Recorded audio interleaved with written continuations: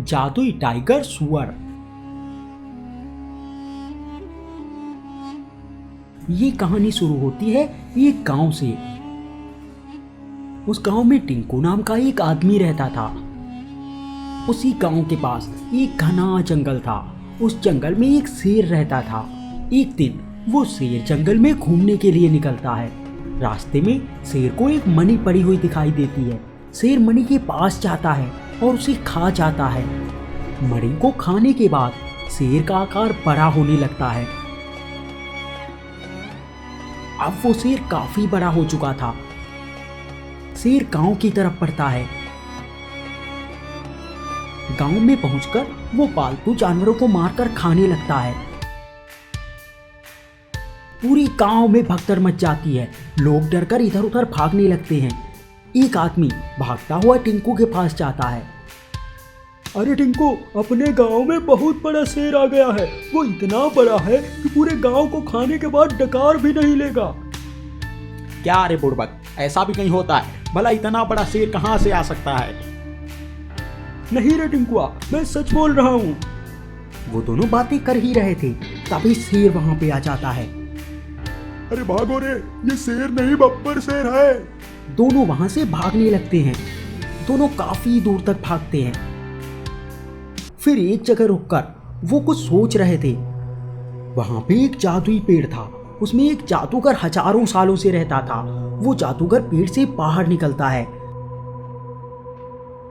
जादूगर को इस तरह निकलते हुए देखकर दोनों डर जाते हैं। जादूगर कहता है, तुम दोनों दुखी लग रहे हो, बताओ क्या बात है? अरे क्या बताएं दादा, पूरी हवा टाइट हो रखी है। गांव में 56 गज का शेर घुसा पड़ा है। वो धीरे धीरे सब गांव वालों को डकार जाएगा और हम कुछ भी नहीं कर पाएंगे। मैं समझ गया, उस शेर ने एक जादुई मणि को खा लिया है और उसी वजह से वो इतना बड़ा हो गया है। अब एक ही रास्ता है, तुम में से किसी एक को शैतान लोक जाना होगा और वहां से तुम्हें एक मणि लानी होगी। तुम उस मणि को शेर को खिलाओगे। तो बोलो, कौन जाएगा शैतान लोक? टिंकू अपने दोस्त की तरफ देखता है।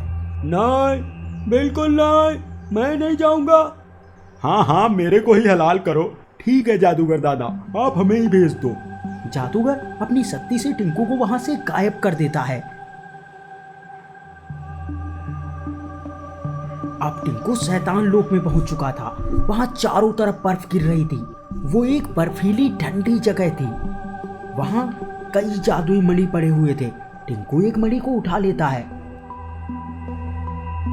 फिर टिंकू बोला, अरे जादूगर दादा, काम 35 हुई को, अब हमें वापस बुला लो।